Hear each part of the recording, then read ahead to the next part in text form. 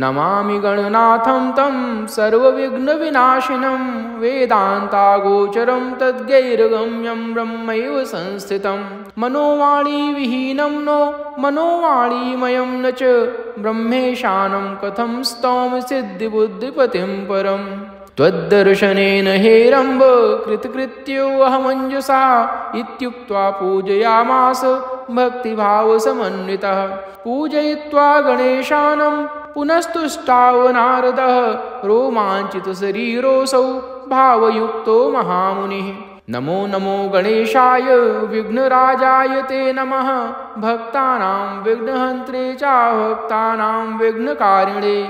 अमेयमायया चैव संयुक्ताय नमो नमः योगरूपाय वै तुभ्यं योगिभ्यो मोहदायते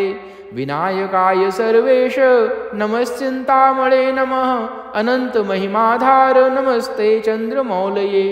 एकदन्ताय देवाय मायेभ्यो मोहदायते नमो नमः परेशाय परात्परतमायते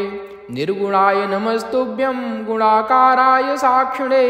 महाकुवाहनायैव मूषकध्वजधारिणे अनादये नमस्तुभ्यं ज्येष्ठराजाय ढुड्डये हर्ते कर्ते सदा पात्रे नानावेदमयाय च त्वद्दर्शनसुधापानाद्धन्तं मे भ्रजन्तीं महत्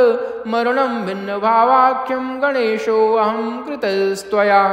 न भिन्नं परिपश्यामि त्वद्ऋते गणनायक शान्तिदं योगमासाद्य प्रसादत्तेन संशयः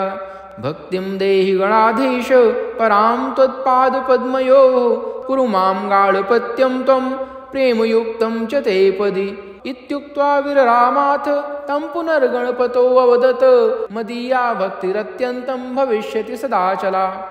फलश्रुतिः एकदन्तुवाच न योगाच्चलनं क्वापि भविष्यति महामुने सदा योगीन्द्रपूज्यस्त्वं सर्वमानो भविष्यति त्वया कृतम् इदं स्तोत्रं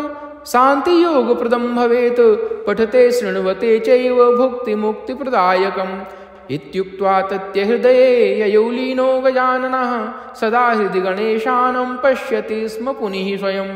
इत्याख्यानं नारदीयं कथितं ते प्रजापते शृणुयाद्यः पठेद्वा यः सोऽपि सद्गतिमाप्नुयात्